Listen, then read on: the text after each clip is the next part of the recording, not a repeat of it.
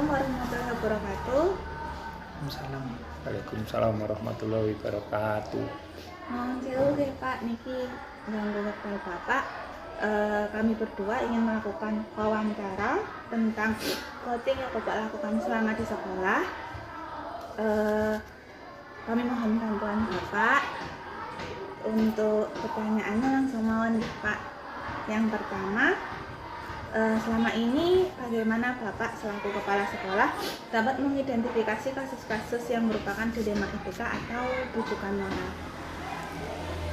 Untuk di tingkat sekolah biasanya kita harus mempelajari kasus tersebut, situasi kebenaran melawan situasi kebenaran, itu akan dinamakan ataupun merupakan kasus dilema etika. Kemudian apabila situasi tersebut kebenaran melawan kesalahan, maka sering dinamakan rujukan moral. Untuk pertanyaan selanjutnya Pak, selama ini bagaimana Bapak menjalankan pengambilan keputusan di sekolah, terutama untuk kasus di mana ada dua kepentingan yang sama-sama benar atau sama-sama mengandung nilai kebajikan? Dalam mengambil keputusan ataupun kebijaksanaan harus mempertimbangkan nilai positif dan nilai negatifnya, karena akan diperoleh keputusan tersebut dengan adanya aturan yang melandasi ataupun berbasis pada hati nurani. Berlandaskan hati nurani. Ya. Selanjutnya nih Pak, langkah-langkah atau prosedur yang biasa atau sering Bapak lakukan selama melakukan keputusan atau mengambil keputusan pripun Pak? Biasanya langkah-langkah ataupun prosedur untuk menemukan ataupun memecahkan masalah tersebut harus mengenali tantangan yang pertama, mengenali tantangan, kemudian siapa saja yang terlibat dalam kasus, kemudian kita mengumpulkan fakta ataupun data, kemudian kita akan menentukan benar salahnya hal tersebut, kemudian kita akan mencari bukti-bukti yang valid, kemudian kita akan membuat keputusan dan kita merefleksi ataupun mengevaluasi keputusan tersebut nanti secara berkelanjutan.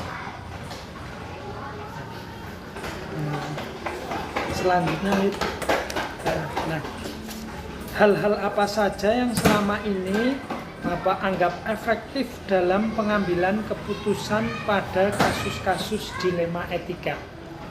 Dianggap efektif karena kita mengambil penentuan kita sesuai penentuan aturan ataupun hukum yang dilanggar dari kasus tersebut, dan paling utama tanpa mengesampingkan daripada hati nurani, sehingga kita akan tercapai keputusan yang bijaksana ataupun tidak akan merugikan kepada pihak tersebut. Selanjutnya nih Pak, dalam pengambilan keputusan kan wonten beberapa tantangan. Nah, hal-hal apa saja yang selama ini merupakan tantangan bagi Bapak dalam pengambilan keputusan pada kasus-kasus dilema etika yang Bapak temui di sekolah? Biasanya yang namanya menyelesaikan keputusan ataupun penyelesaian masalah suatu kasus, kadang ada yang harus dikorbankan judulnya. Kita harus mencikapi korban daripada penyelesaian kasus tersebut dengan cara pemberian kesempatan untuk refleksi diri dan untuk evaluasi bersama semua dewan guru, sehingga korban tersebut tidak merasa akan hakimi secara pribadi. Untuk pertanyaan selanjutnya, apakah Bapak memiliki sebuah jadwal tertentu dalam sebuah penyelesaian kasus dilema etika? Apakah langsung penyelesaian di tempat pada saat itu juga, atau memiliki jadwal untuk menyelesaikannya dan bentuk prosedurnya itu seperti apa? Untuk penyelesaian masalah yang namanya dilema estetika atau bujukan moral biasanya itu tidak terjadwal, karena itu sifatnya situasional, jadi cara yang lihat kondisi. Adapun nanti refleksinya dan evaluasinya diadakan secara berkala ataupun secara terjadwal pada saat pembinaan pada guru-guru, baik itu secara individual ataupun secara umum. Contohnya kalau individu ya kita tatap muka dengan guru, kalau yang umum biasanya pada waktu rapat kita sampaikan rapat sekolah secara umum, secara bersama-sama. Minimal kalau yang rapat kepala sekolah kan 1 bulan sekali setelah kita menerima dari Korwidjang Bidik untuk disampaikan kepada rekan-rekan guru. Di situ bisa disampaikan untuk istilahnya menyampaikan evaluasi yang secara umum. Selanjutnya Pak, adakah seseorang atau faktor-faktor apa saja yang selama ini mempermudah atau membantu Bapak dalam pengambilan keputusan dalam kasus-kasus dilema etika yang Bapak pernah temui? Itu kembali ke pertanyaan yang depannya tadi, yang namanya masalah itu tentu saja kita akan lingkupnya adalah kepada kita bersama, karena kita duduk di satu wilayah ataupun di sekolah masing-masing.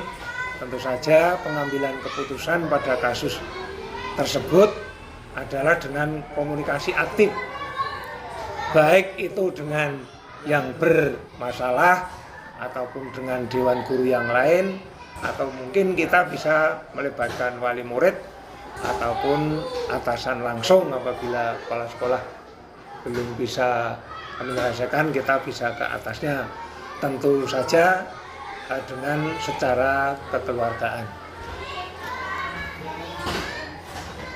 Untuk selanjutnya Pak, dari semua hal-hal yang telah Bapak sampaikan, pembelajaran apa yang dapat Bapak petik dari pengalaman Bapak mengambil keputusan dilema etika? Setiap pengambilan keputusan yang disampaikan kepada Pak Fajar dan Bu Dwi masalah dilema etika, tentu saja setiap penyelesaian tentu akan membawa dampak baik itu negatif ataupun positif kepada korban. Kita harus mensikapi dengan menentukan keputusan dengan dampak negatif yang paling kecil, yang tidak bertentangan dengan hukum ataupun aturan yang berlaku. Meskipun kadang kita mengambil keputusan sesuai dengan hati nurani bagi yang dikorbankan atau yang terkena dilema tersebut. Jadi untuk pengambilan keputusan dipilih yang efek negatifnya paling sedikit, karena untuk dampak kemajuan dari guru tersebut. Siapa?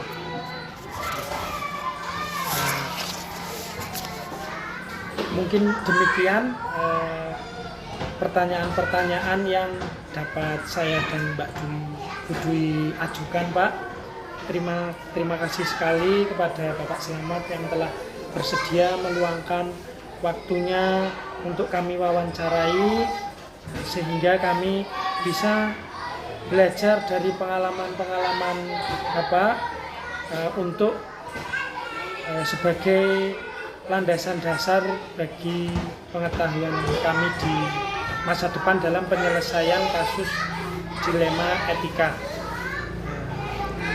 Ya, itu saja Pak Fajar dan Bu Dwi.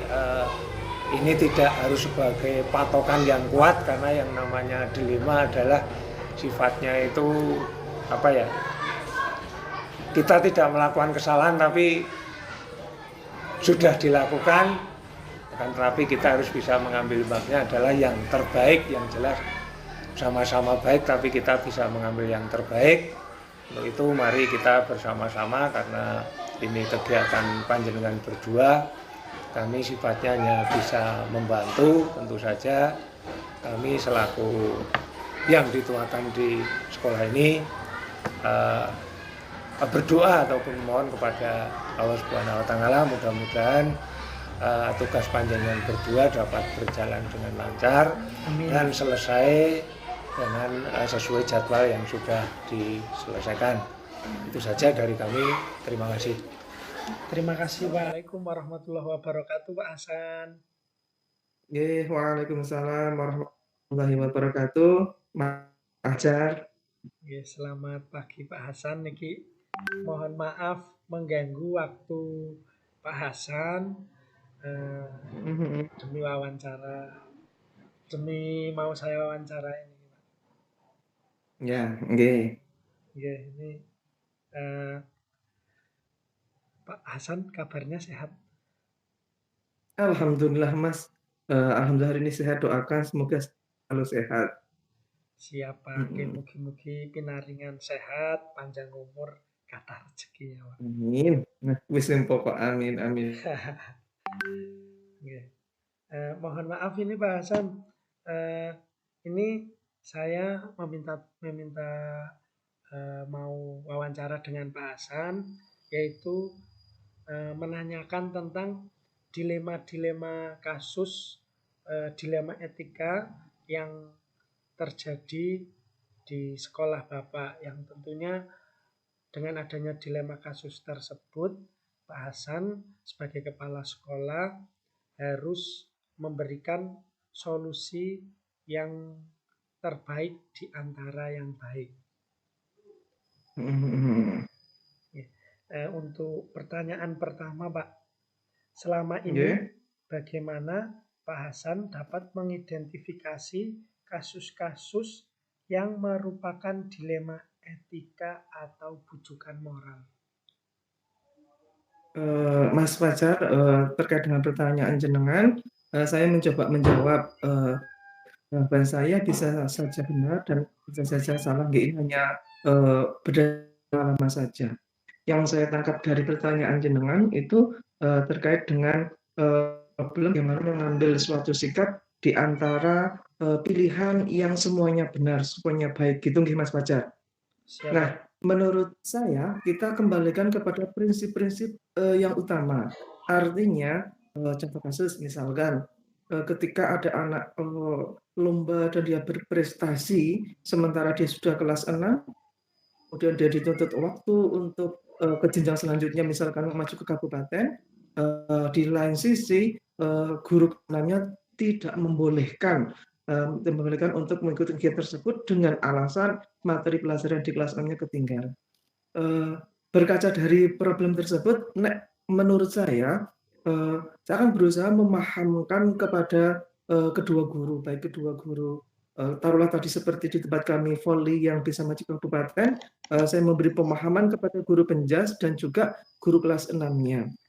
Dalam hal ini, saya akan berbicara bahwa prestasi anak pada saat sekarang sangat penting, terutama yang kaitannya dengan minat dan bakat anak. Ketika anak sudah bisa berprestasi di tingkat kecamatan dan berhak untuk maju ke kabupaten, saya akan mensupport sepenuhnya karena dia punya kesempatan yang tidak setiap anak bisa mendapatkannya. Sementara guru kelas 6-nya beralasan mengeluh anak ketinggal pelajaran, saya akan memberi pemahaman bahwa mindset sekarang untuk kelulusan anak itu tidak sepenuhnya ditentukan dari ujian nasional, karena seperti yang sudah kita ketahui tidak ada ujian nasional. Jadi saya memberikan pemahaman kepada kedua guru, anak tetap mengikuti lomba, tapi juga tetap tidak boleh ketinggalan pelajaran kelas 6. Adapun anak waktunya banyak di lomba, menurut saya hal wajar, karena konsekuensi ketika anak harus bisa berprestasi pasti ada pengorbanan. Jadi guru saya pahamkan bahwa semua melihat dari sudut pandang guru yang lain. Mungkin itu Mas Fajar. Dengan pemahaman seperti itu, saya yakin akan ada titik temu nanti, masing-masing guru juga akan tanggung jawab dan akan memahami ketika menjadi, guru di posisi yang berbeda. Mungkin itu Mas Fajar. Ya, terima kasih Pak Hasan. Untuk selanjutnya yaitu pertanyaan kedua, selama ini bagaimana Pak Hasan menjalankan pengambilan keputusan di sekolah, terutama untuk kasus-kasus di mana ada dua kepentingan yang sama-sama benar atau sama-sama mengandung nilai kebajikan. Oke. Mas Fajar, mungkin ini kaitannya bagaimana kita mengambil sebuah keputusan ya. Nggih. Eee eee, apa yang pernah saya baca bahwa kita hari ini terbentuk oleh hari kita yang kemarin. Artinya apa yang kita, mewujud hari ini biasanya didasari apa yang kita baca di hari-hari kemarin. Saya pernah membaca bagaimana prinsip-prinsip mengambil sebuah keputusan. Saya masih ingat, jadi ada 3 hal pokok. Kita memerlukan yang namanya berpikir melingkar. Berpikir melingkar itu adalah, berpikir yang pertama, prinsip-prinsip dasar, kemudian kepentingan yang akan dituju, kemudian, waktu itu saya mengatur bahwa, berdasarkan kalau saya usaha. Jadi ketika kita mengambil sebuah keputusan, kita identifikasi kepentingannya apa, kemudian, berdasarkan asal-usulnya yang sesuai dengan, eee eee, kemudian baru kita akan mendapat keputusan yang paling baik. Jadi menurut saya, ketika sudah bisa mengambil keputusan dengan prinsip tersebut, nanti akan ketemu mana yang harus dilakukan dan mana yang ditinggalkan. Mungkin seperti itu, Mas. Secara Siap, Pak. teoritisnya seperti itu. Siap, Pak. Iya, iya. Oke. Selanjutnya di pertanyaan ketiga ya Pak, langkah-langkah atau prosedur seperti apa yang biasa Anda lakukan selama ini untuk mengambil keputusan itu, Pak? Itu ya. Ya. Seperti tadi saya sampaikan, yang pertama, dengan berpikir melingkar tadi nih. Jadi kita kasih permasalahannya, yuk prinsip yang kita pegang, saya pikir saya tidak menyampaikan prinsip-prinsip yang kita pegang, yang dimaksud prinsip di situ adalah prinsip universal yang setiap orang punya nilai-nilai, nurani yang sama. Jadi nilai-nilai kebaikan yang sama. Maaf kalau bahasanya agak melebar sedikit. Kemudian, setelah itu, kita akan mencoba bermain terkait dengan prioritas, Mas. Mana yang harus didahulukan dan mana yang, bisa di-pending sebentar, seperti itu. Kembali lagi, mengambil keputusan ada prinsipnya, kemudian kita ada prioritas yang harus dilakukan dan, tujuan yang akan kita capai. Oke, siap, Pak. Iya. Saya lanjutkan ke pertanyaan keempat ya, Pak. Nggih. Pertanyaan keempat, hal-hal apa saja yang selama ini Anda anggap efektif dalam pengambilan keputusan pada kasus-kasus dilema etika? Ulangi Mas, bagaimana Nyonso? Bagaimana? Hal-hal apa saja yang selama ini Pak Hasan anggap efektif dalam pengambilan keputusan pada kasus-kasus dilema etika? Kita harus menumbuhkan empati. Empati adalah mengambil keputusan tidak sepihak dari kita. Kita mencoba mengambil keputusan tapi dari sudut pandang orang lain juga diperhatikan.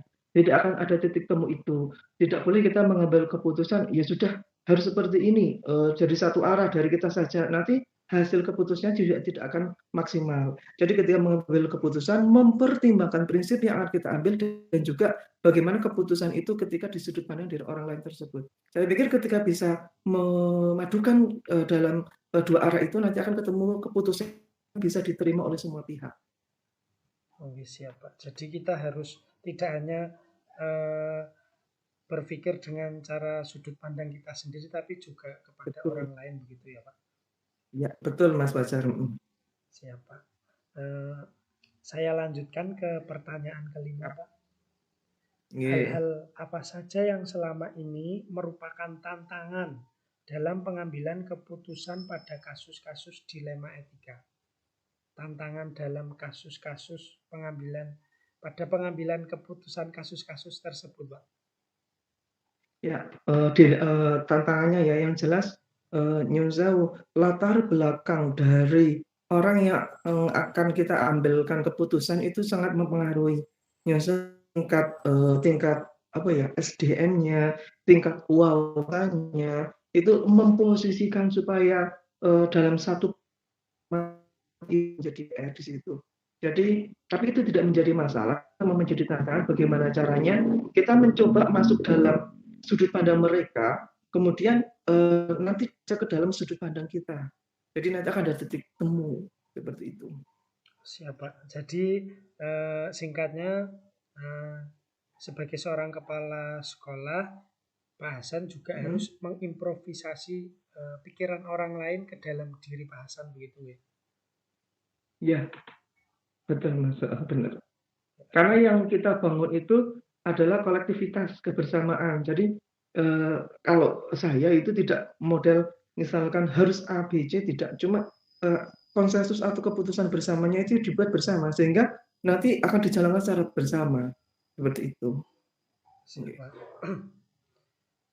Oke, saya lanjutkan ke pertanyaan ke-6 ya Pak. Oke. Apakah Pak Hasan memiliki sebuah tata kala atau jadwal tertentu dalam sebuah penyelesaian kasus dilema etika? Apakah Anda langsung menyelesaikan di tempat atau memiliki sebuah jadwal untuk menyelesaikannya? Bentuk atau prosedur seperti apa yang Anda jalankan? Oke, itu tergantung dari apa tingkat problem yang dihadapi, nggih. Kalau problem itu tidak terlalu berat, ya kita bisa selesaikan itu juga.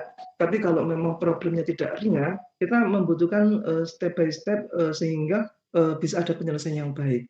Bisa kita lakukan pendekatan secara personal, itu akan lebih masuk. Oke, siap. Problemnya itu berat, ya kita lakukan secara klasikal kelompok dengan briefing bersama. Saya pikir apapun masalahnya, kalau kolektivitasnya sudah terbangun, semua akan lebih mudah. Siap, Pak. Ya, untuk pertanyaan saya lanjutkan lagi nih, Pak. Ya, nggih.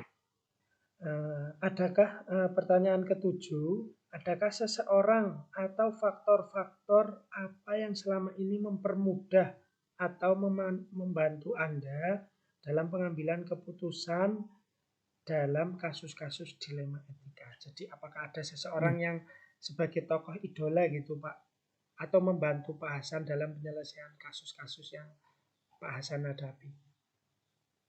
Eh, Kembali lagi seperti ini ya, berarti penangkapan saya ini berarti problem ketika agak berat mungkin ya. Ketika Ya, kita tidak bisa menyelesaikan secara langsung, kita bisa pakai dengan pihak ketiga. Yang dimaksud dengan pihak ketiga tergantung yang dihadapi, Mas. Misalkan guru, kemudian kalau kita ada problem dengannya, kemudian kita tidak bisa secara langsung untuk menyelesaikannya, kita bisa pendekatan dengan di keluarga terdekat bisa, atau teman terdekat juga bisa. Yang sekiranya nanti akan membantu kita untuk menyelesaikan masalah. Jadi tidak harus memaksakan sendiri, katanya. siap Pak. Seperti itu.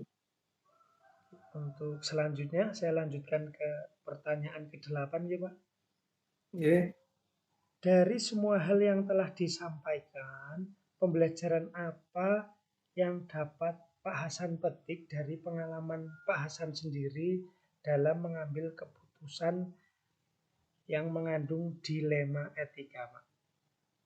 Oke, ini mungkin malah sesuatu yang saya alami, Mas Wajar, sedikit bisa berbagi pengalaman bahwa sebesar apapun masalah di sekolah, kalau kolektivitas dan kebersamaan sudah terbangun, itu akan sekecil apapun masalah di sekolah, kalau kolektivitasnya tidak terbangun, itu akan menjadi besar.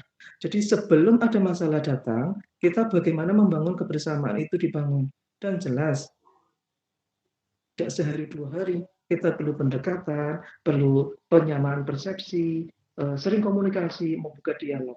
Jadi menurut saya, yang pertama dibangun dalam komunitas itu kebersamaannya. Seperti itu. Sehingga nanti semuanya mudah. Mungkin itu. Oh, iya.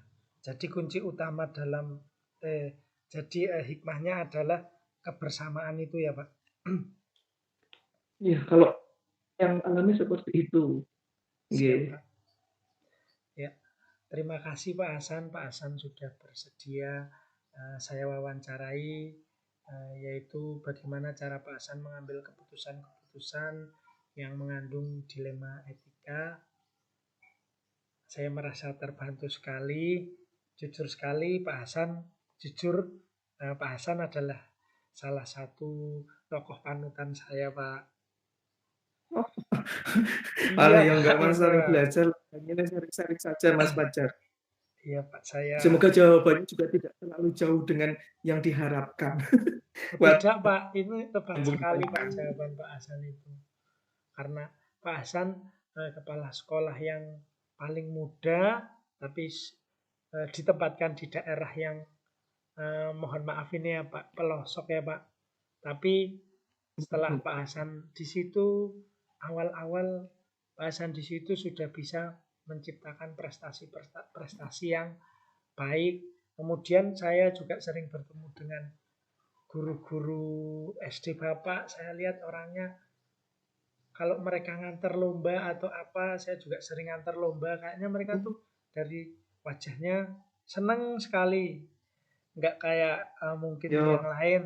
Kelihatannya tuh keikhlasannya terpancar ke muka gitu Pak. Meskipun katanya, wah kesel banget, gitu. capek Oh iya sekali. Mas Fajar. Ya, tentunya Pak Hasan pintar sekali dalam membangun kekeluargaan di sekolah Bapak, yang juga merubah yang anak gunung itu persepsinya itu, mohon maaf, mungkin agak Iya keterbelakangan gitu. dari anak-anak yang di daerah dekat kota, tapi setelah Pak Hasan pegang juga menjadi SD yang sangat baik, dan untuk kompetisi tentunya SD yang diperhitungkan oleh sekolah-sekolah perkotaan gitu Pak. Iya. Ketemu bejo Mas Fajar. Ketemu Mbak Bejo. Siapa Bejo, karena ya bagaimana Pak Hasan, hebatnya Pak Hasan mengatur semuanya gitu. Ya karena kebersamaan itu tadi Mas Mas Wahid, Mas Fajar. Siapa? Terima kasih Pak Hasan telah bersedia saya wawancarai. Mohon maaf nggih Pak, ini saya mengganggu jenengan. Tidak apa-apa. Yang penting tugas jenengan nanti semoga nanti lancar dan segera lulus. Siapa? Amin Pak. Ini mohon maaf sekali juga saya dalam berperilaku atau bertutur kata kepada Pak Hasan banyak kurang sopannya. Saya juga mohon maaf Pak ini Pak. Tidak apa-apa. Saya juga senang bisa membantu. Paling tidak bisa berbagi, bisa sharing. Semoga ada manfaatnya. Siapa? Insya Allah tentunya manfaatnya banyak Pak. Terima kasih Pak Hasan. Monggo kalau Pak Hasan mau melanjutkan aktivitas. Nggih. Terima kasih Pak Hasan. Nggih, sama-sama nggih. Assalamualaikum. Waalaikumsalam warahmatullahi wabarakatuh. Assalamualaikum warahmatullahi wabarakatuh. Dari hasil analisis saya dengan acuan yaitu checklist refleksi wawancara yang telah saya lakukan terhadap 2 orang kepala sekolah, yaitu Bapak Slamet selaku Kepala Sekolah SD Negeri Kedunglo dan Bapak Hasan selaku Kepala SD Negeri Purbayan. Yang pertama, isi hal-hal menarik apa yang muncul dari wawancara tersebut. Ya, dari hasil wawancara tersebut, ya kedua kepala sekolah sama-sama menggunakan dasar yaitu diskusi bersama dengan rekan-rekan guru, bersama dengan keluarga sekolah, dan tentunya bagi mereka diskusi merupakan solusi terbaik terhadap permasalahan-permasalahan yang mengandung dilema etika, atau dalam arti mereka berdiskusi dengan pihak-pihak yang terkait dengan kasus dilema etika yang terjadi. Pertanyaan-pertanyaan mengganjal apa yang masih ada dari hasil wawancara? bila dibandingkan dengan hal-hal yang Anda pelajari seperti 4 paradigma, 3 prinsip, dan 9 langkah pengujian, apa yang Anda dapatkan?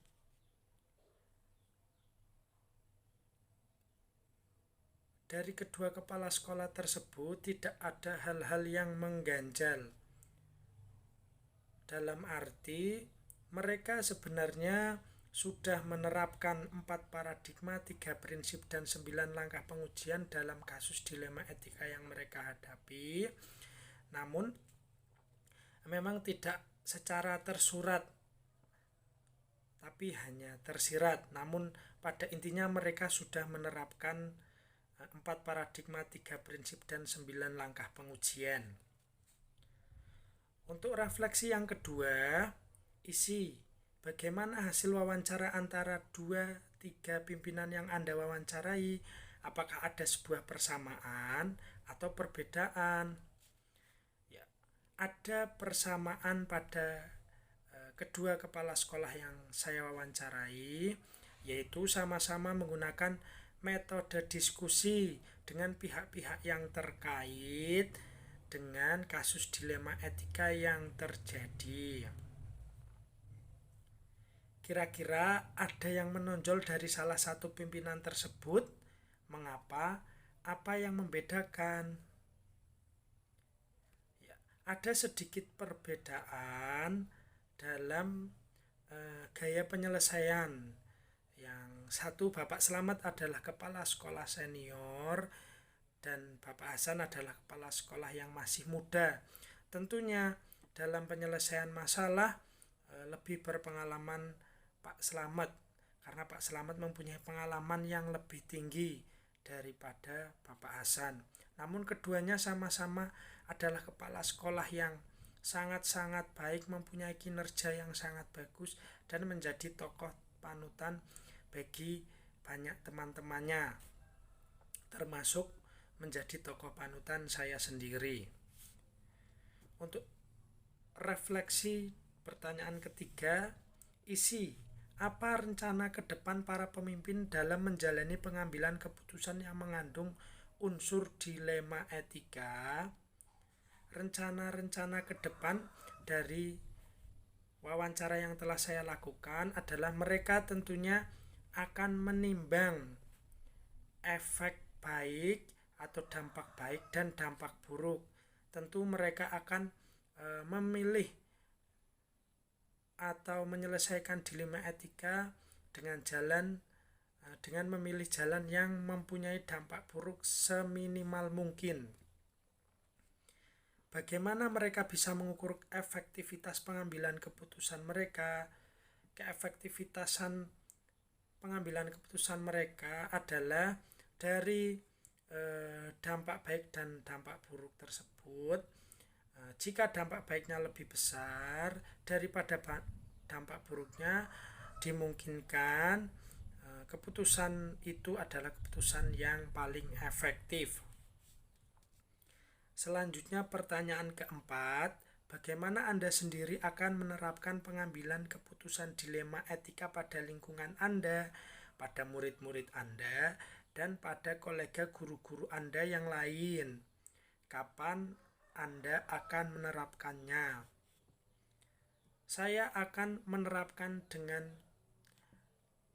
cepat setelah saya mengetahui bagaimana itu 4 paradigma, 3 prinsip, dan langkah pengujian. Penerapan pengambilan keputusan dilema tersebut saya terapkan langsung, meskipun dengan tahap-tahap keefektifan yang mungkin belum sebaik dari kedua kepala sekolah yang telah saya wawancara. Namun saya akan berusaha untuk berproses menjadi pribadi yang lebih baik, terutama dalam kasus penyelesaian dilema etika yang menggunakan 4 paradigma, 3 prinsip, dan 9 langkah pengujian. Pertanyaan kelima, teknis. Kejelasan suara tulisan di video blog naratif Anda. Format apa yang Anda gunakan? Ya, Sudahkah Anda mengujinya, membacanya dan melihat hasilnya, atau membayangkan bila orang lain membaca tulisan Anda? Saya sudah bisa membayangkan bagaimana jika orang lain melihat video saya dalam mewawancarai kedua kepala sekolah tersebut. Tentunya video saya menurut saya sudah cukup bagus, dan bagi rekan-rekan yang lain bisa sebagai tambahan refleksi bagaimana cara memecahkan kasus dilema etika yang sedang mereka hadapi. Pertanyaan keenam atau yang terakhir, teknis, durasi waktu atau panjang tulisan apakah sudah diuji untuk maksimal dan minimal waktu berbicara, atau apakah sudah ditinjau isi dan panjang tulisan Anda dan kepadatan atau intisari materi yang Anda ingin sampaikan. Untuk durasi waktu dan yang lainnya, isi, menurut saya juga sudah cukup sekali. Itu sudah bisa mencerminkan bagaimana kedua kepala sekolah, yaitu Bapak Slamet dan Bapak Hasan, memecahkan dilema-dilema etika yang mereka hadapi. Dari cara mereka menyelesaikan masalah, saya tekankan bahwa sebenarnya mereka sudah menerapkan 4 paradigma, 3 prinsip, dan 9 langkah pengujian, namun secara tersirat, bukan secara tersurat, karena saya bisa melihat itu dari keputusan-keputusan mereka yang memilah-milah dan menimbang apa dampak positifnya, dampak negatifnya, dan mereka memilih dampak negatif yang paling minim dan dampak positif yang paling besar. Demikian, saya Wahid Fajar Rahman dari CGP Angkatan 9 Kabupaten Purworejo. Terima kasih. Wassalamualaikum warahmatullahi wabarakatuh.